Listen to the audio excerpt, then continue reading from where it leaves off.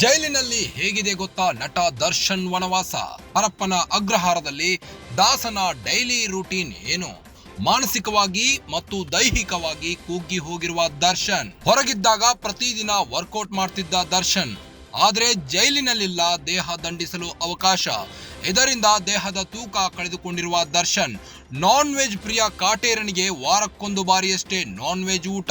ಸುಮಾರು 10 ಕೆಜಿ ತೂಕ ಕಳೆದುಕೊಂಡಿರುವ ದರ್ಶನ್. ಇಂದು ಮುಂಜಾನೆ ಬೇಗ ಎಚ್ಚರಗೊಂಡ ದರ್ಶನ್. ಕೆಲ ಹೊತ್ತು ಸೆಲ್ನಲ್ಲಿಯೇ ದರ್ಶನ್ ವಾಕಿಂಗ್. ಬಳಿಕ ಜೈಲು ಸಿಬ್ಬಂದಿ ನೀಡಿದ ಪಲಾವ್ ಸೇವನೆ. ಸದ್ಯ ಕೊಠಡಿಯಲ್ಲಿ ಒಂಟಿಯಾಗಿ ಪುಸ್ತಕದ ಮೊರೆ ಹೋದ ದರ್ಶನ್. ಯಾರೊಂದಿಗೂ ಮಾತನಾಡದೆ ಮೌನವಾಗಿ ಕುಳಿತ ದರ್ಶನ್.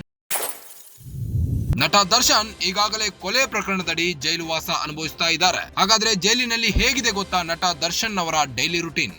ಮಾನಸಿಕವಾಗಿ ಮತ್ತು ದೈಹಿಕವಾಗಿ ಸಂಪೂರ್ಣವಾಗಿ ಕುಗ್ಗಿ ಹೋಗಿದ್ದಾರಂತೆ ನಟ ದರ್ಶನ್ ಅವರು.